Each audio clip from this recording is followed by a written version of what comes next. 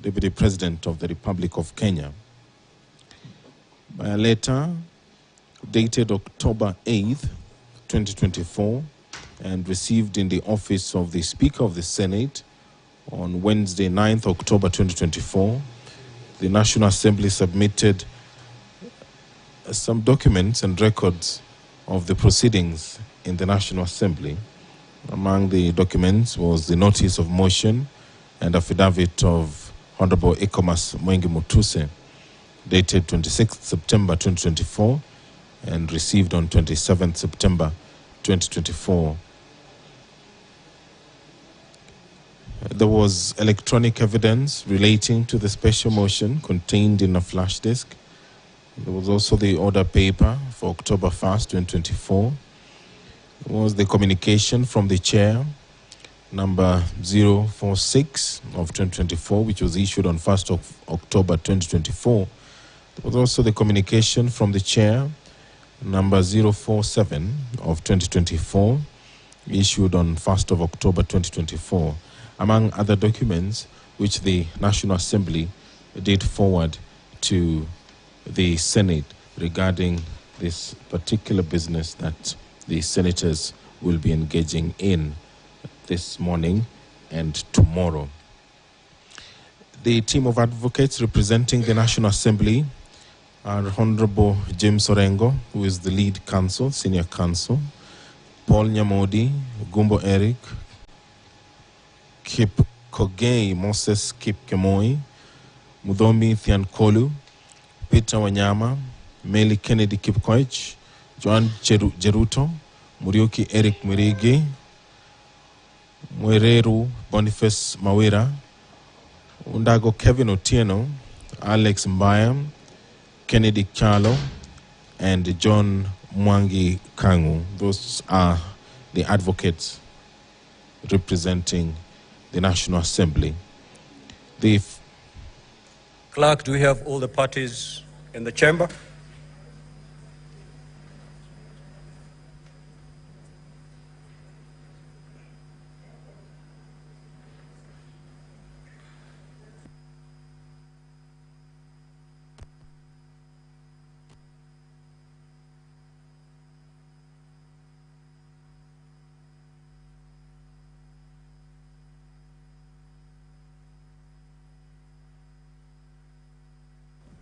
Honorable Senators, 2 more minutes for the parties to settle in. The National Assembly shall call the following witnesses: Honorable Ikomas Mwengi Mutuse, Mr. Andrew Mulua, Ms. Mercy Wanjau, Honorable Johnson Sakaja, and Mr. Peterson Jomo Mushira. The National Assembly, via the same letter, also forwarded the following documents: impeachment motion and witness affidavits, exhibits to the impeachment motion, exhibits to the impeachment motion, Volume 2A, Public Participation Report, Public Participation Report, Volume 4, Volume 5, House Proceedings, Volume 6, the Deputy President responds to the motion, Volume 7, the National Assembly's list and bundle of authorities, Volume 8, Affidavit of Peterson Jomo Mushira, and Volume 8A, responses from various government agencies.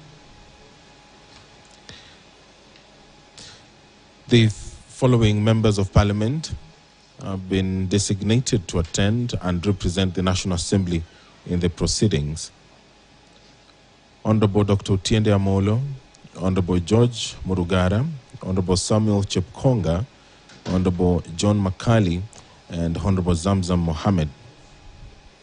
I'm informed that all the parties are now settled, ready for this hearing. I will therefore allow the clerk to call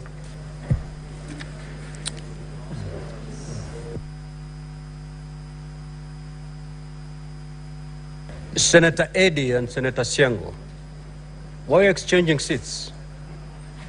Having dispensed with the pre-hearing meeting of the senators, which was a closed session, it is now time to commence the proceedings on the proposed removal from office by impeachment of His Excellency Rigathi Gachagua, EGH, the Deputy President of the Republic of Kenya.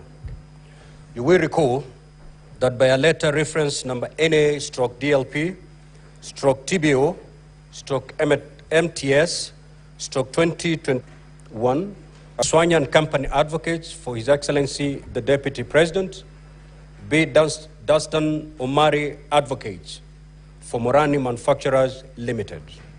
Letter to His Excellency the Deputy President, forwarding the notice of motion, affidavit of service on His Excellency the Deputy President, order paper for the 2nd of October 2024, certified Hansard and votes and proceedings for the 2nd of October 2024, public participation advertisement of the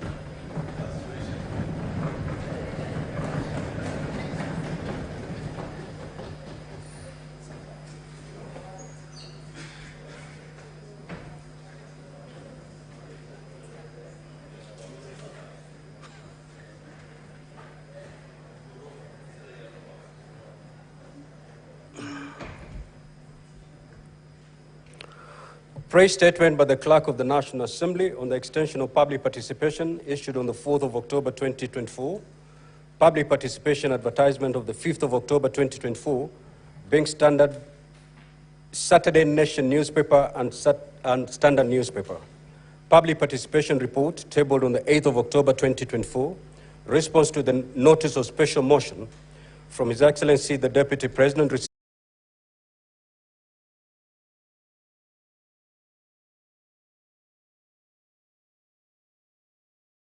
Standing Order 78 of the Senate.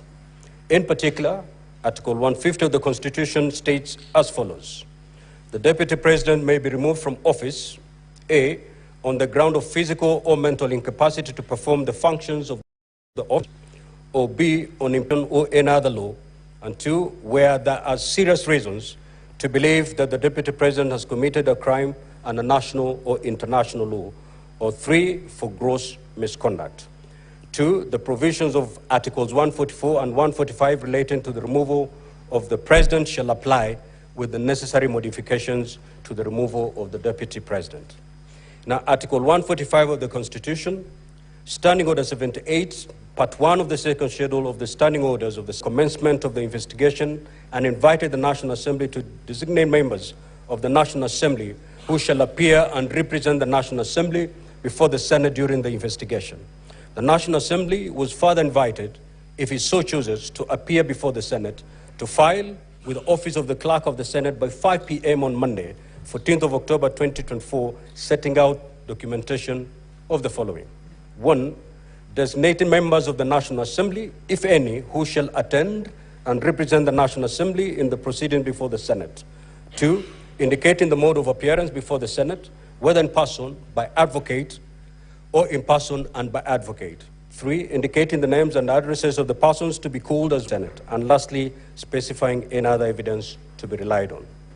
Now, honorable senators, ladies and gentlemen, on 14th of October 2024, the Office of the Clerk of the Senate received a response reference number SW/PET/153/VOEN/01/2024, and dated the 14th of October 2024, to the invitation to appear issued to the Deputy President from a Sanywa Company advocates, who indicated that His Excellency the Deputy President had appointed the firm to represent him in the proceedings before the Senate, and that the Deputy President would also appear in person.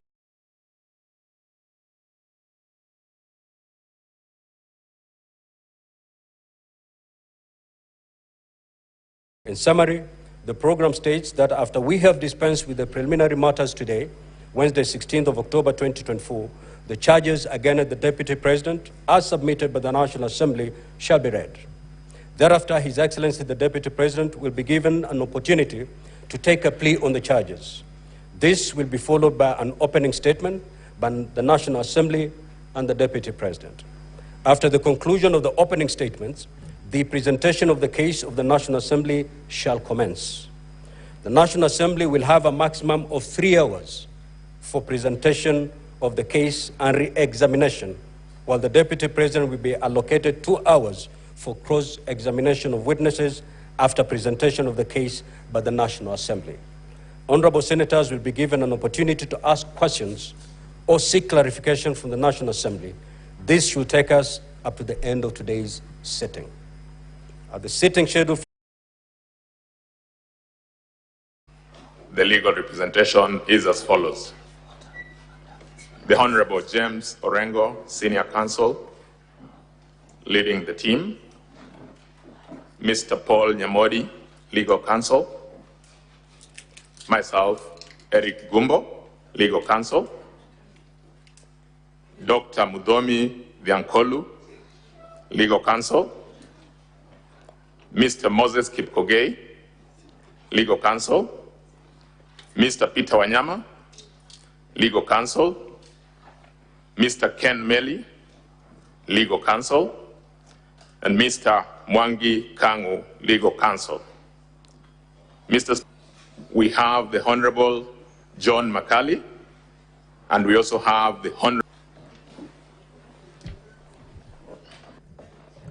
I similarly now invite counsel for His Excellency Rigathi Gachagua, EGH, the Deputy President of the Republic of Kenya, to introduce the legal team representing His Excellency the Deputy President by stating the full name and his nation of.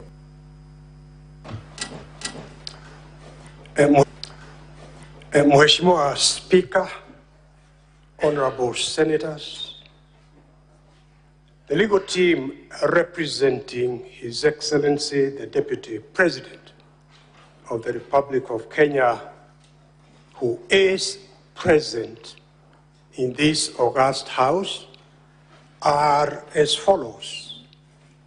Myself, Paul Muite, Elisha Ongoya, Tom Macharia,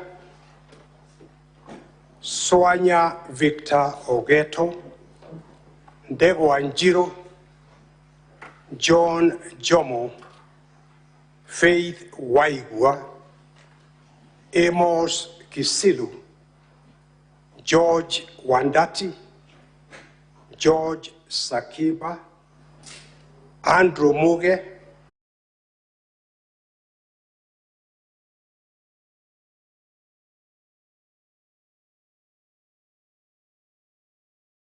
Welcome the National Assembly and its team, His Excellency Rigathi Gachagua, EGS, the Deputy President of the Republic of Kenya, and his team, members of the public and the media, to the Senate and to these proceedings. Now, as you're aware, Article 118 of the Constitution mandates Parliament to conduct its business in an open manner, and that its sittings and those of its committees shall be open to the public. The hearing of the proposed removal from office of the Deputy President pursuant to Article 145 of the Constitution, Standing Order 78, and the second schedule to the standing orders of the Senate is a matter that has generated immense public interest.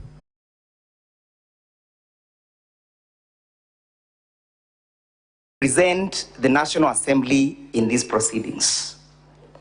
And this is the basis of our objection briefly, that my learned friend, Senior James Orengo, is a full-time serving state officer as per Article 260 of the Constitution, as read together with Section 26, a full-time state officer from engaging in meaningful employment. Mr. Speaker, sir, it will be prejudicial to our client if this House was to allow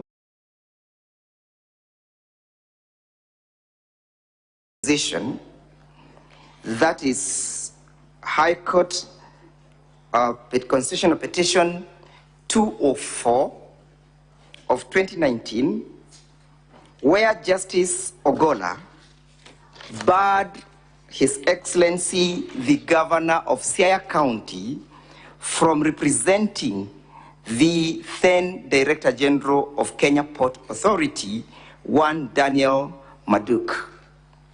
The judgment is before this honorable House that a person who is engaged in full-time employment cannot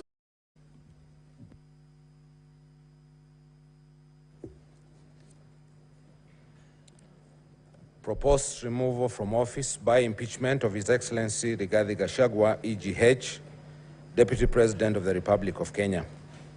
Particulars of the allegations. Your Excellency Rigathi Gachagua, EGH, Deputy President of the Republic of Kenya, please take the stand.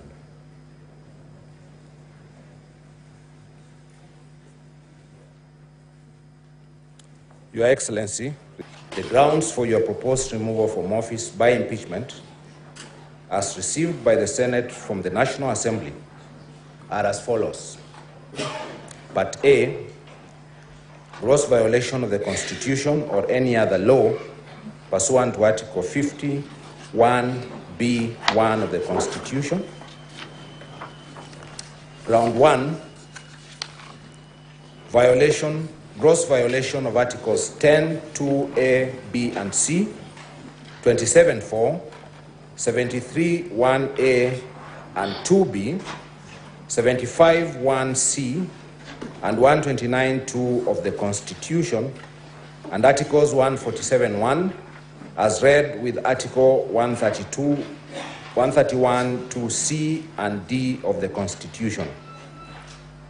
The preamble of the Constitution provides, among other things, that the people of Kenya adopted and enacted it, A, being proud of the ethnic, cultural, and religious diversity, and a determined trust objects of the Constitution, demonstrates respect for the people, brings honor to the nation and dignity to the office, and promotes public confidence in the integrity of the office. Also, Article 27(4) of the Constitution prohibits all forms of discrimination, including discrimination based on ethnic or social origin, conscience, belief, language, and birth. Further, Article 73(2)B of the Constitution provides that decision-making should be objective and impartial, and Article 75(1)C of the Constitution provides that a state officer should behave, whether in public and official life, in private life, or in association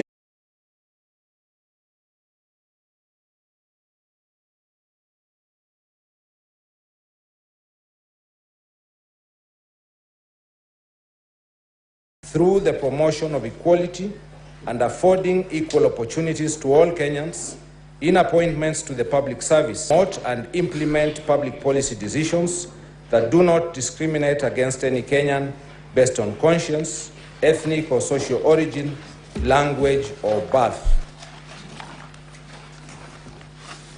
However, on diverse dates throughout the last 2 years, His Excellency Rigathi Gachagua has persistently made utterances threatening to discriminate, exclude, and unlawfully deny sections of the people of Kenya and regions of the Republic of Kenya equal opportunities for public service appointments and allocation of public resources. Besides, the utterances, quote, haiwezekani mtu ambaye alikuwa anakupigia kelele ukichunga hii ng'ombe na kusema hii ng'ombe ni ile ya kienyeji, hakuna haja ya kushughulika naye. Hii ng'ombe ni bure, haiwezi kutoa, napoteza wakati.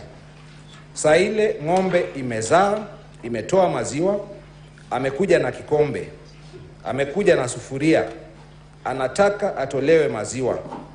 Mimi nikasema hiyo haiwezekani.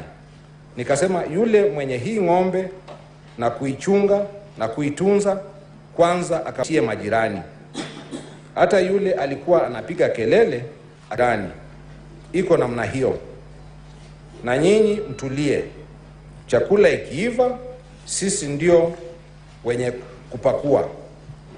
Na watoto tunawajua kwa sura na kwa msimamo. Hatuwezi kuwa confused. Kuna mtu hajui watoto wake?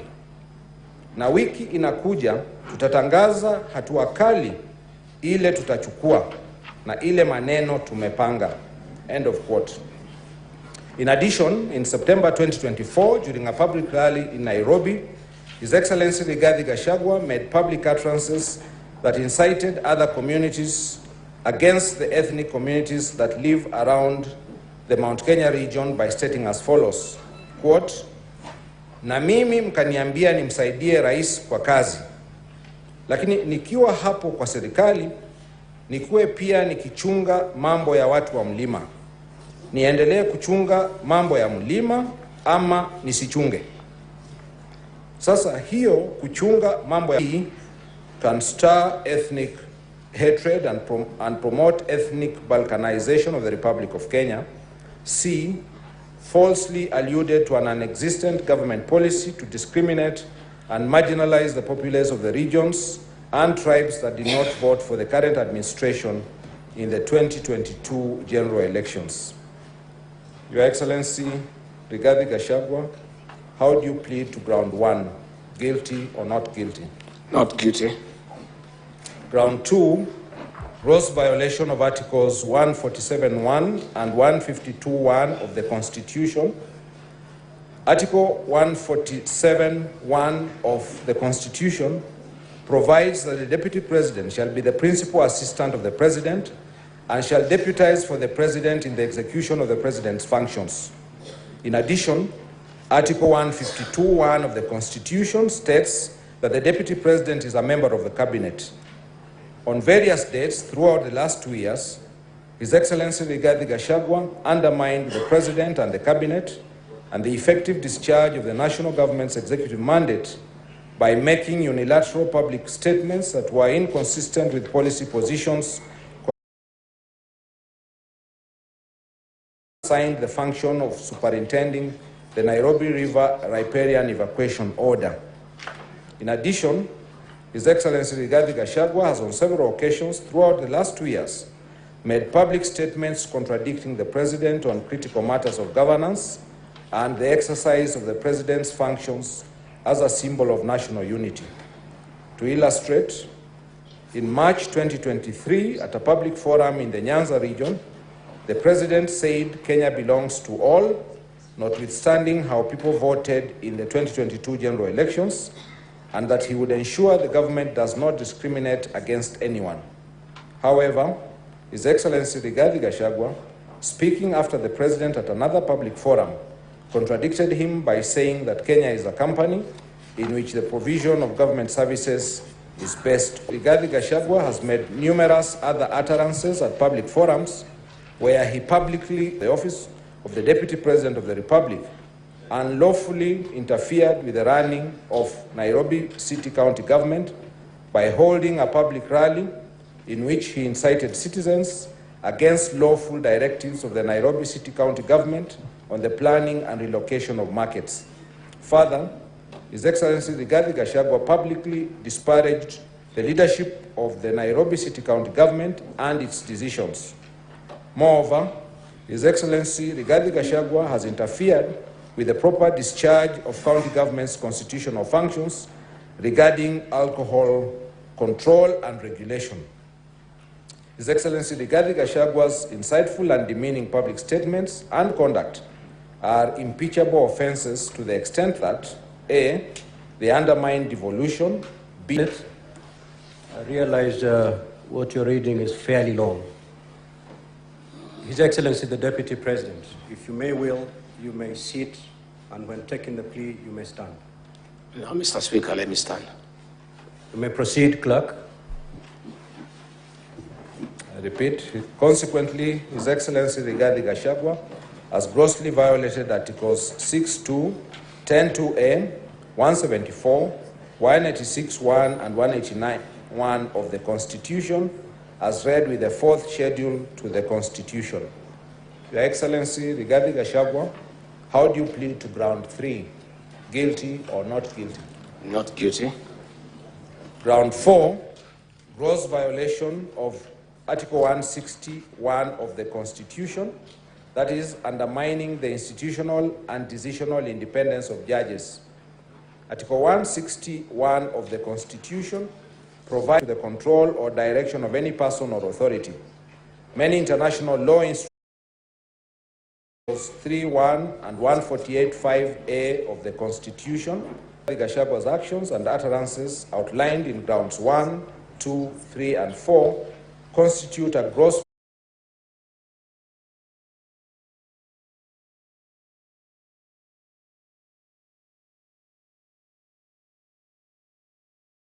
likely to be stirred up. Besides, Section 62 of the National Cohesion and Integration Act states that a person commits an offense when the person makes statements that are intended or are likely to stir up feelings of ethnic contempt, hatred, hostility, violence, or discrimination. His excellent utterances over the last 2 years, the details of which are set out in grounds 1, 2, 3. Dorcas Wanjiko Rigathi, who is director, stroke shareholder, stroke beneficial owner with 100 shares. 2, Fortis Viz Group Limited, PVT-MKUMAKEE, date of incorporation 14th of February 2023. Shareholders Kevin Rigathi Gachagua with 50 shares and Keith Ikinu Rigathi 50 shares. 3, Grand Bypass Apartments Limited, PVT-5 Resort Limited, number C159289, as shareholder with 1,000 shares, and John Mwai Madenge. Number 5, the Anansi Collective, BN-J 29th of March 2021, shareholders Keith Ikinu Rigathi. 6, Biovet Kenya Limited, number CPR/2009 shares. 10, Delta Merchants Limited, number CPR/2009/4874, date of incorporation 9th of June 2009, shareholders Rigathi Gachagua 200 shares, Dorcas Wanjiko Rigathi 200 shares. 11, Vipingo Beach Resort Limited, number C159289, date of incorporation 5th of August 2008, shareholders Kevin Rigathi Gachagua as director, Keith Ikinu Rigathi, director, estate of the deceased James Nderito Gachagua, shareholder with 10,000 shares. 12, Rigathi Gachagua Foundation, number CLG Limited, number C94303, date of incorporation 25th of June 2001, shareholders Rigathi Gachagua as director, shareholder with 700 shares, Dorcas Wanjiko Rigathi as director and shareholder with 100 shares. 16, Morani Manufacturers Limited, number PVT-8LU7Q8GD, date of incorporation 13th of October 2021, shareholders Dorcas Wanjiko Rigathi as director and shareholder, 200 shares, Keith Ikinu Rigathi, director and shareholder, 200 shares, Joshua, date of incorporation 6th of June 2009, shareholders Rigathi Gachagua as director, stroke shareholder with 400 shares.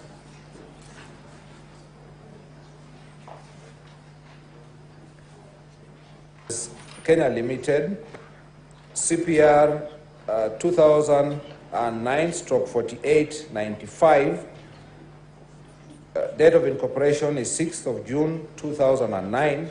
Shareholders are Rigathi Gachagua, director, stroke shareholder with 400 shares, and Francis Wamunyoro Investments Limited, number C93670, date of incorporation 23rd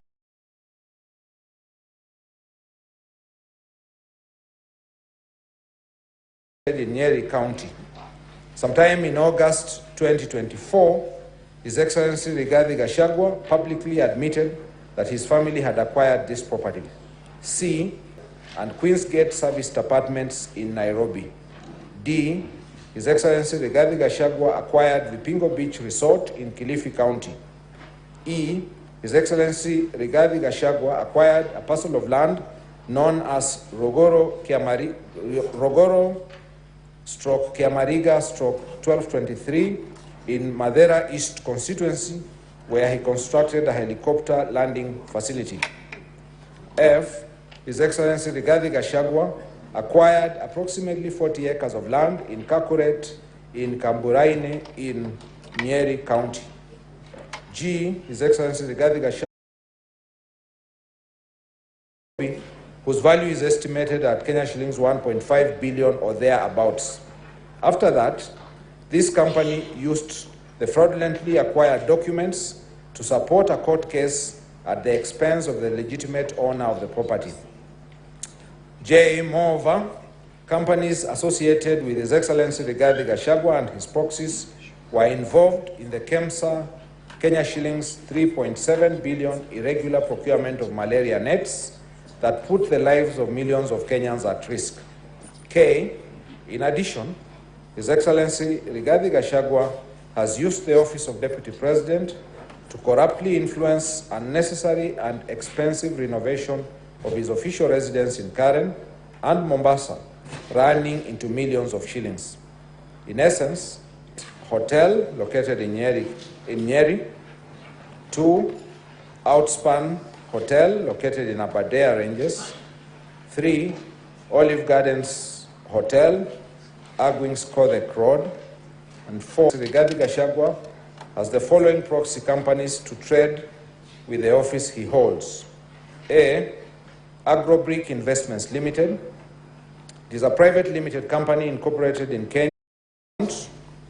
Number withheld for data protection reasons at Sidian Bank, opened on 19th February 2022, with the company directors as the account signatories.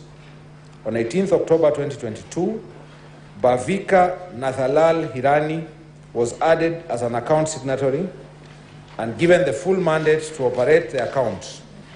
Bhavika Nathalal Hirani is a proxy of His Excellency Rigathi Gachagua. On 23rd January 2023, the company account received a transfer of Kenya shillings 47,015,367 shillings and 75 cents from the Executive Office of the Deputy President. The payment was supported by a notification of award letter, reference number ODP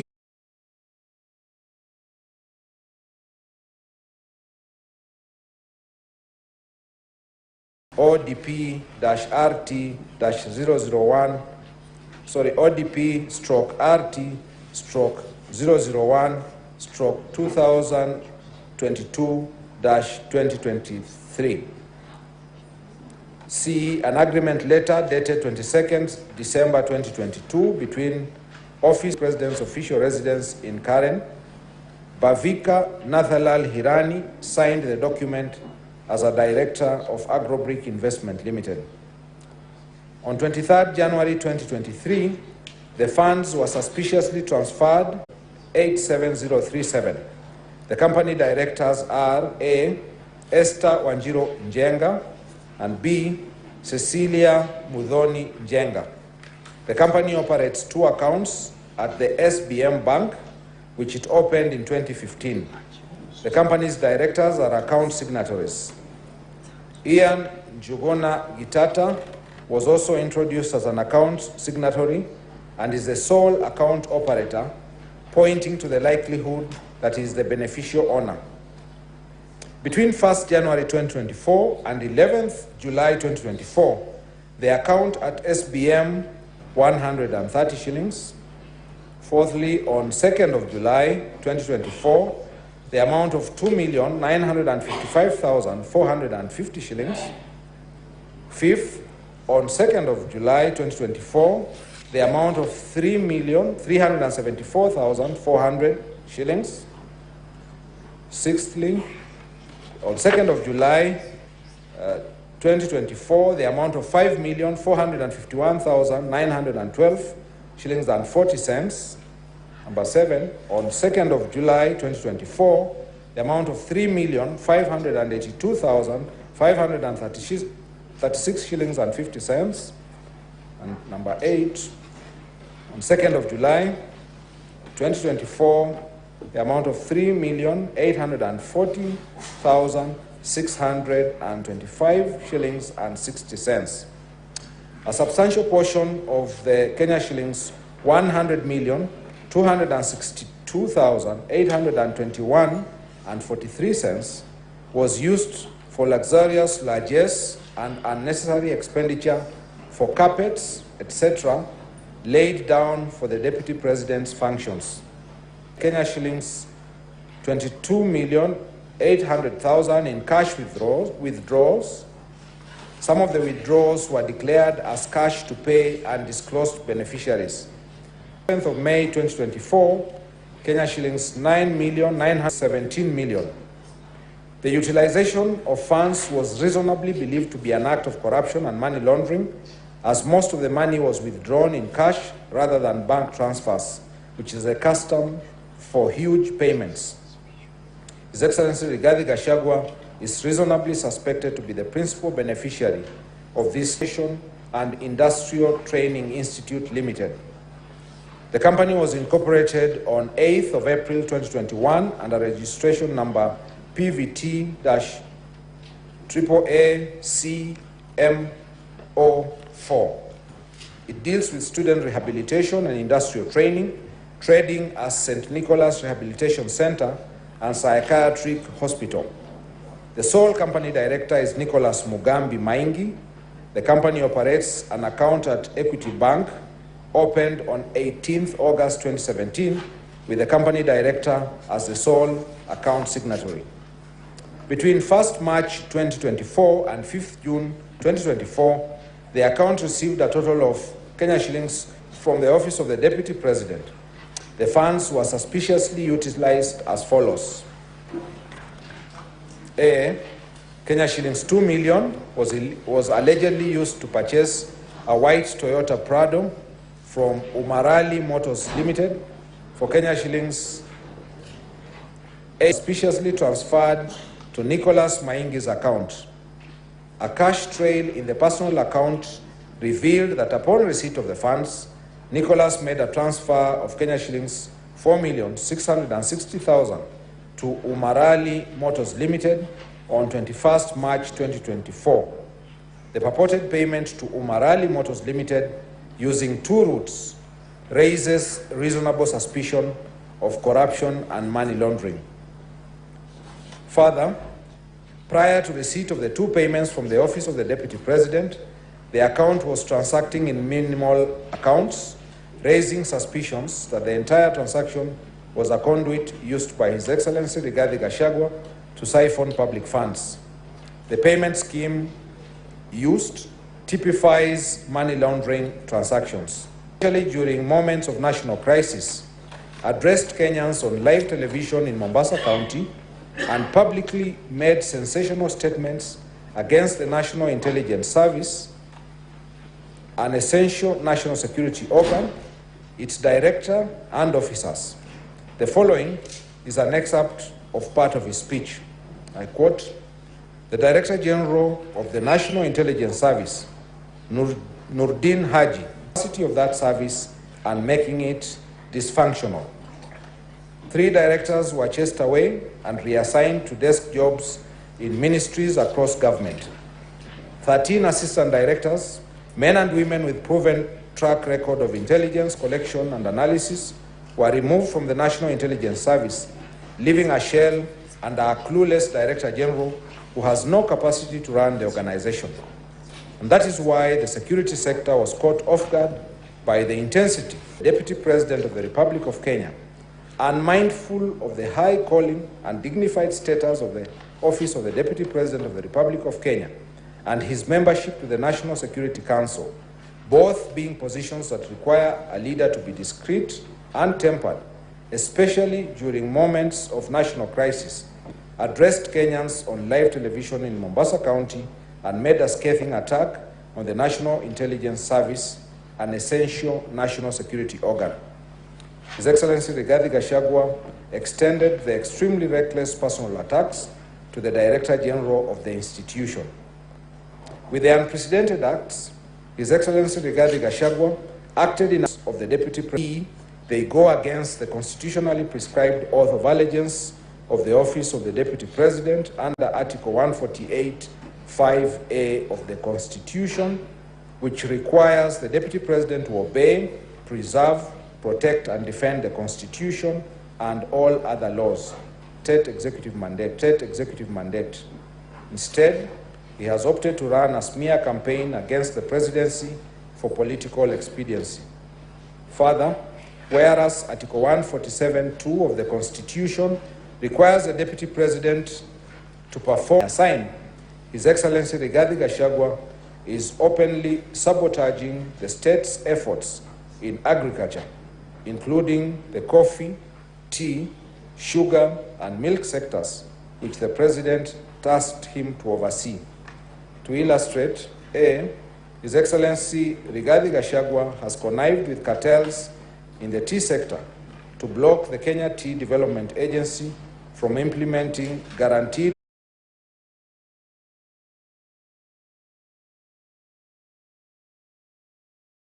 provides that a state officer shall not bully any person. Bullying includes repeated offensive behavior that is vindictive, cruel, malicious, or humiliating, and is intended to undermine a person. For the past 2 years, His Excellency Rigathi Gachagua bullied Kenya, routinely bullies public officers in national security organs, whom he subjects to public attacks and humiliation. C. His Excellency Rigathi Gachagua routinely summons procurement officers in ministries and state institutions and instructs them to direct the procurement of Gachagua identified public officers who he thinks stand in his way of creating dominance within government and political kingship, and he has severely threatened, intimidated, and harassed them. In 2023, His Excellency Rigathi Gachagua used his position as a Deputy President to intimidate public officers and a contractor to divert materials meant for the construction of the Kilifi-Malindi Road to tarmac a private road to Vipingo Beach Resort, a hotel associated with him. F. His Excellency Rigathi Gachagua uses his constitutional power as Deputy President solely to implement sectarian. Gachagua, how do you plead to ground 11? Guilty or not guilty? Not guilty.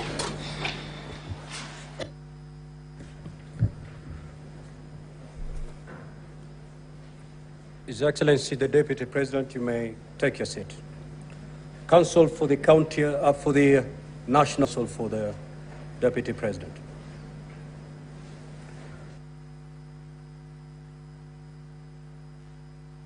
Perhaps, Mr. Speaker, sir, just before Council responds to my application, for efficiency and expediency, permit me also to bring to the attention one more application in respect to the documents that were served upon the Deputy President.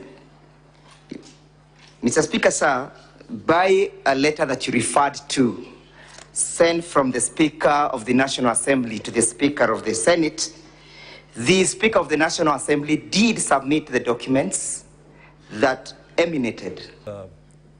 You'll have your moment.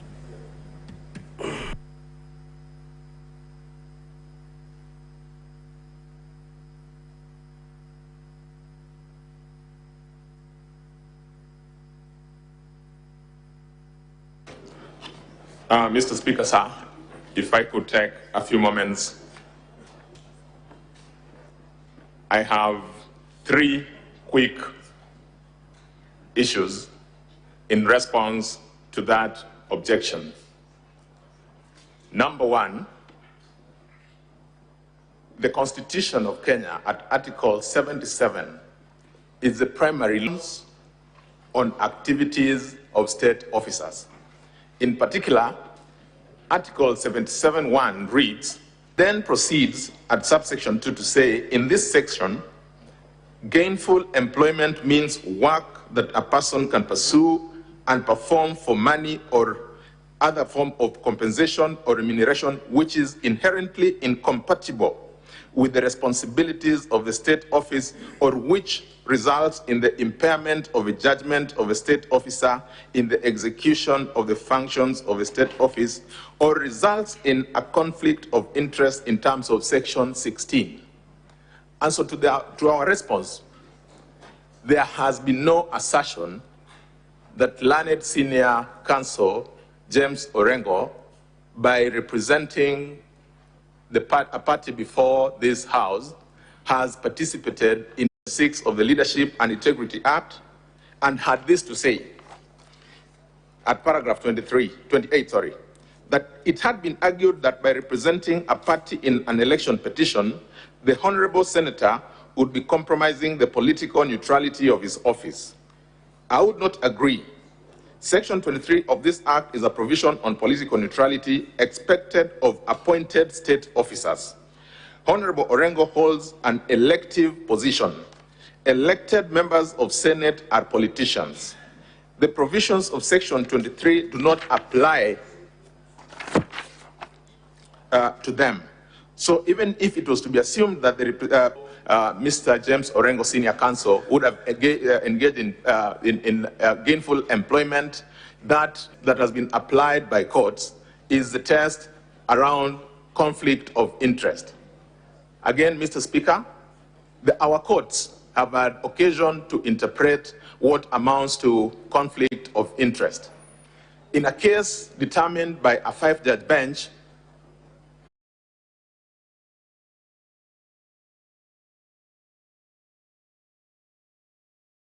that has been mentioned before you, we urge that objection be dismissed. I've also had occasion to look at the case that was referred to by my learned friend, Mr. Njiru, and with respect, that case turned on 2 critical points.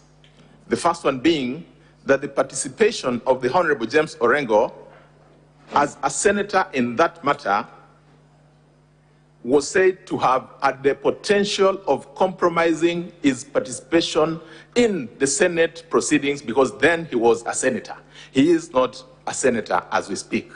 So that then marks a significant difference or departure between what led to the finding in that decision and what we have before you. The judge in that space. What applies in those rules in the impeachment of the governor can equally and should equally apply to these rules. And finally, this House being a House of record, then we are bound by our previous presidents. I am most obliged. Now, Counsel for the National Assembly, you have 1.5 minutes to respond. You may respond now, or you may respond after the lunch break. All right. Mr. Speaker, sir, I could respond.